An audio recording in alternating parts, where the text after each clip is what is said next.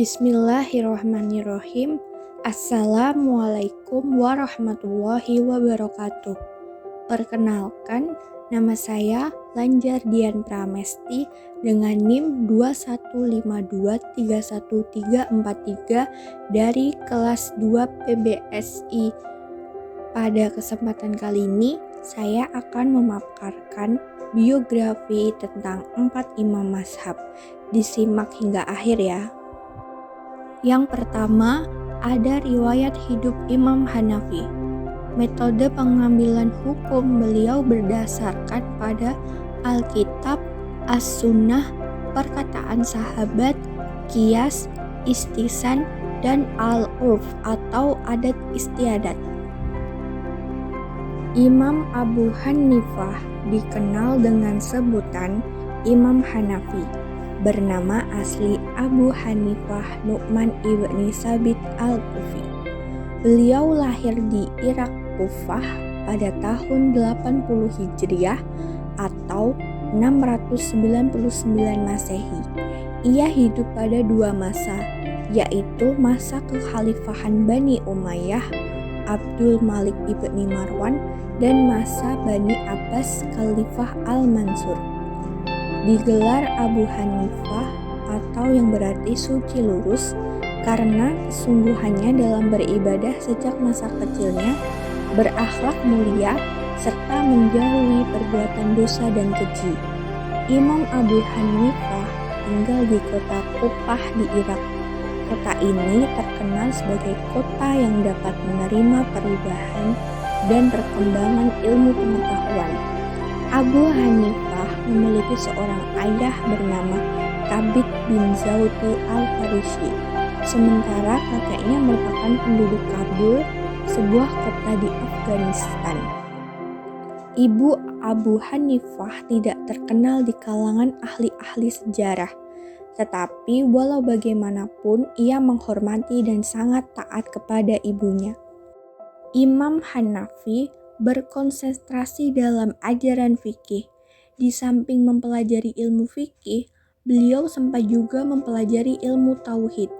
Imam Abu Hanifah dikenal sangat rajin menuntut ilmu. Semua ilmu yang berkaitan dengan keagamaan dipelajari, mulai dari hukum agama hingga ilmu kalam. Beliau juga dikenal sebagai salah satu ulama yang memiliki tingkat kecerdasan yang tinggi, sejak dari proses belajar hingga dikenal sebagai imam mazhab. Kitab karangan beliau diantaranya adalah Kitab Al-Mabsut, Kitab Al-Jami' As-Sagir, Kitab Al-Jami' Al-Kabir, Kitab Asyar As-Sagir, Kitab Asyar Al-Kabir, Kitab Az-Ziyadat, Kitab Al-Faraidil, Kitab Asyur, dan Fikih Al-Kabar. Abu Hanifah meninggal dunia pada tahun 1050 Hijriah dan dikebumikan di makam perkuburan Al-Khaizaran di timur kota Baghdad. Dan yang kedua ada riwayat hidup Imam Maliki. Metode pengambilan hukum beliau berdasarkan pada Nas atau Al-Quran dan As-Sunnah. Imam Malik yang bernama lengkap Abu Abdullah Malik bin Anas bin Malik bin Abi Amir bin Amr bin Haris bin Gaiman bin Kutail bin Amr bin Haris al-Asbahi. Lahir di Madinah pada tahun 93 Hijriah atau 712 Masehi dan wafat pada tahun 1709 Hijriah dan 796 Masehi. Sama seperti Imam Abu Hanifah, dia hidup dalam 2 zaman pemerintahan, yaitu Bani Umayyah dan Bani Abbasiyah. Imam Malik berasal dari keluarga Arab terhormat, berstatus sosial tinggi, baik sebelum maupun sesudah datangnya Islam. Tanah asal leluhurnya adalah Yaman, namun setelah nenek moyangnya menganut Islam, mereka pindah ke Madinah. Kakeknya adalah anggota keluarga pertama yang memeluk agama Islam pada tahun 2 Hijriah. Saat itu, Madinah adalah kota ilmu yang sangat terkenal. Kakek dan ayahnya termasuk kelompok ulama hadis terpandang di Madinah. Karenanya, sejak kecil Imam Malik tak berniat meninggalkan Madinah untuk mencari ilmu. Ia merasa Madinah adalah kota dengan sumber ilmu yang berlimpah lewat kehadiran ulama-ulama besarnya. Beliau mengerti dan memahami serta menguasai dasar-dasar ilmu pengetahuan agama Islam, khususnya masalah fikih dan hadis. Adapun karya Imam Malik memiliki beberapa karya tulis yang terkenal di kalangan umat Islam, baik yang berbentuk buku maupun risalah. Karya utama beliau dalam bentuk buku yang dikenal sampai sekarang adalah Al-Muwatta. Kitab Al-Muwatta karangan sang imam ini merupakan kumpulan hadis sahih dan amalan-amalan penduduk Madinah yang berkaitan dengan fikih. Beliau juga pernah menulis beberapa risalah seperti Risalah fil Qadar, Risalah fi An-Nujum wa Manazil Al-Qamar, Risalah fil Al-Aqdiliyah, Risalah ila Abi Ghassan Muhammad bin Muttarif, Risalah Juz'un fil At-Tafsir, Risalah Kitabu As-Sir, dan Risalatu ila Ar-Rasyid. Dan yang ketiga, ada riwayat hidup Imam Syafi'i. Metode pengambilan hukum beliau berdasarkan pada Al-Quran, Sunnah, Ijma', Qiyas, dan Qaul Sahabat. Imam Syafi'i bernama Abu Abdullah Muhammad bin Idris bin Abbas bin Utsman bin Syafi' bin As-Saib bin Ubaid bin Abdul Yazid bin Hashim bin Al-Muttalib bin Abdul Manaf bin Qusay Al-Quraisy Al-Muttalibi Asy-Syafi'i Al-Hijazi Al-Maliki. Ia dilahirkan pada tahun 150 Hijriah, bertepatan dengan tahun di mana Imam Abu Hanifah meninggal dunia. Ia dilahirkan di Gazzah ketika umurnya mencapai 2 tahun. Ibunya memindahkannya ke Hijaz di mana sebagian besar penduduknya berasal dari Yaman. Ibunya sendiri berasal dari Asdiyah. Namun, ketika umurnya telah mencapai 10 tahun, ibunya memindahkannya ke Makkah karena khawatir akan melupakan nasabnya. Imam Syafi'i ketika umurnya kurang lebih 10 tahun telah hafal Al-Quran. Di Mekah beliau banyak mendapatkan hadis dari ulama-ulama hadis. 10 tahun lamanya Imam Syafi'i tinggal di Betusunan Kabilah Huzail untuk mempelajari syair, sastra, dan sejarah. Ia terkenal ahli dalam bidang syair yang digubah Kabilah Huzail itu. Amat indah susunan bahasanya. Di sana pula ia belajar memanah dan mahir dalam bermain panah. Meskipun menguasai hampir seluruh disiplin ilmu, Imam Syafi'i lebih dikenal sebagai ahli hadis dan hukum karena inti pemikirannya terfokus pada 2 cabang ilmu tersebut. Pembelaannya yang besar terhadap sunnah Nabi membuat ia digelari Nasirus Sunnah atau pembela sunnah Nabi.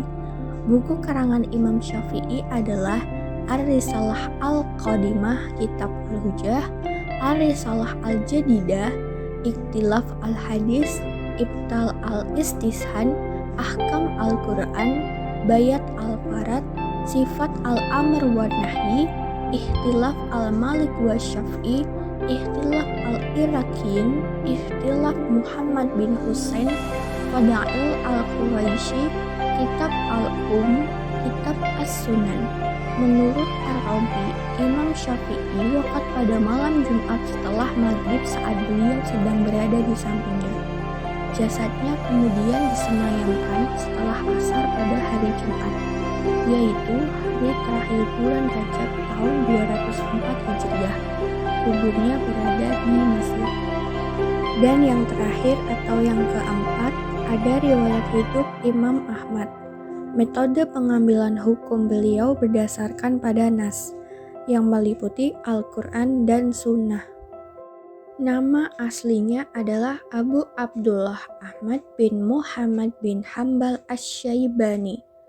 Beliau lahir di Baghdad pada tahun 164 Hijriah, bulan Rabiul Awal. Imam Ahmad biasanya dinisbatkan kepada kakeknya, maka dia dinamakan Ahmad bin Hambal. Ahmad bin Hambal adalah imam yang keempat dari para fuqaha Islam.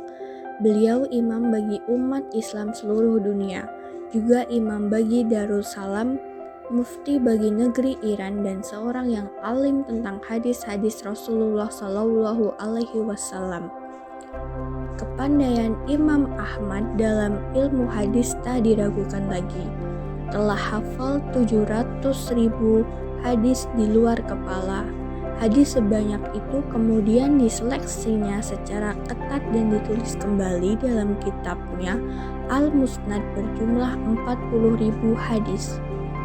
Kemampuan dan kepandaian Imam Ahmad Ambali mengundang banyak tokoh ulama yang berguru kepadanya dan melahirkan banyak ulama dan pewaris hadis terkenal, semisal Imam Bukhari, Imam Muslim, dan Imam Abu Dawud. Selain sebagai imam besar, Imam Ahmad adalah seorang penulis produktif yang menyambungkan begitu banyak karya kepada umat Islam, baik dalam bidang hadis, fikih, ibadah, akhlak, dan lain-lain. Sebagian besar karya beliau pun dicetak dan disebarluaskan agar bisa dimanfaatkan. Beberapa di antara karya sang imam antara lain Kitab Al-Musnad, Kitab At-Tafsir, Kitab An-Nasikh wa Al-Mansukh, Kitab At-Tarikh, Kitab Hadis Syu'bah, Kitab Al-Muqaddam wa Al-Mu'akhir fi Al-Quran, Kitab Al-Manasik As-Saghir, Kitab Al-Ilal, Kitab Al-Manasik, Kitab Az-Zuhud, Kitab Al-Iman, Kitab Al-Masail, Kitab Al-Ashribah, Kitab Al-Fadail, Kitab At-Ta'ah Ar-Rasul, Kitab Faraid, dan Kitab Ar-Radd ala Az-Zanadiqah wa Al-Jahmiyah. Dari sekian banyak karya beliau, Al-Masail, Ar-Radd ala Az-Zanadiqah wa Al-Jahmiyah, Al-Ilal, dan Az-Zuhd adalah paling terkenal. Ahmad ibni Hambal meninggal pada hari Jumat pagi, tanggal 12 Rabiul Awal tahun 241 Hijriah atau 855 Masehi dalam usia 77 tahun. Dimakamkan di pemakaman Bab Harb di kota Baghdad. Itulah gambaran biografi singkat tentang keempat imam mazhab. Terima kasih telah menyimak video tentang biografi 4 imam mazhab. Semoga bermanfaat menambah pengetahuan tentang riwayat hidup imam besar terdahulu. Billahi taufiq wal hidayah. Wassalamualaikum warahmatullahi wabarakatuh.